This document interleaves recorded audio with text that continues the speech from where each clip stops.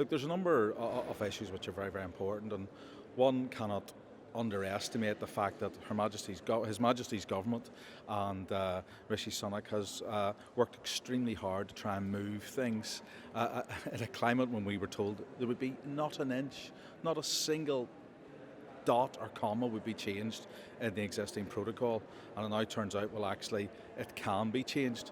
Has it been changed sufficiently? Does it meet our 7 tests? Obviously we're going to continue to assess the legal framework. I think it's important that we do look at the legal issues which come forward, but I think it falls some way short in satisfying those tests.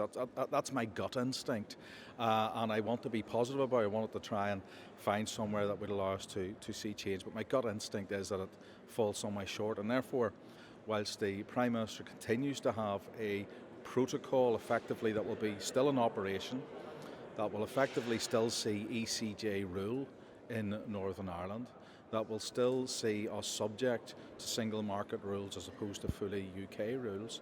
Unfortunately, that means that power sharing does not look like it's coming back anytime soon. And so the Prime Minister staked an awful lot of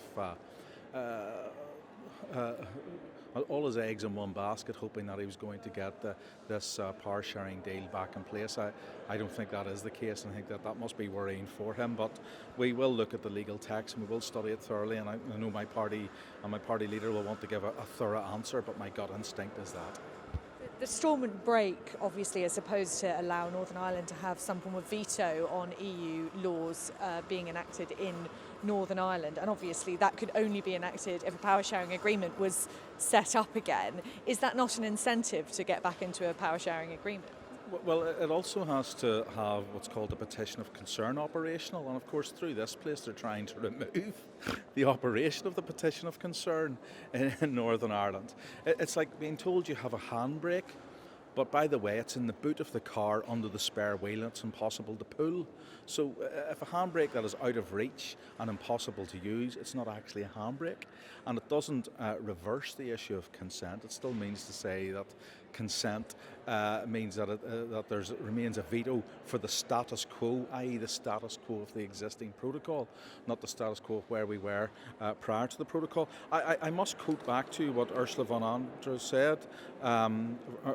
Leyen said when she made it very, very clear that in terms of the European Court of Justice, that it is the sole and ultimate arbiter of EU law, and that the ECJ will have final say in EU law on single market issues.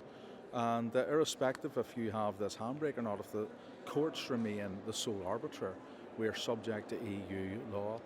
Take one of the biggest sectors in Northern Ireland, agri-foods, which concerns me greatly. Our livestock will remain subject to quarantine rules within the United Kingdom. Could you imagine if I were to say to someone in Yorkshire that if you take your cattle to Devon, you have to leave them there for months at a time in quarantine before you bring them back to Yorkshire? They would be up in arms. Yet in Northern Ireland, if we take our cattle to the marts in Scotland and we don't bring them back home, we have to leave them there for months at a time. That matter has not been resolved. Veterinary medicines, which is one of the single most important aspects of this, has not been resolved at all. We continue to have these major problems with our agri-food sector, and that's with just reading the preliminary parts of this. Again, I stress I haven't seen the full legal text. I want to see it, I want to study it, but so far my gut instinct is this does not cut the mustard.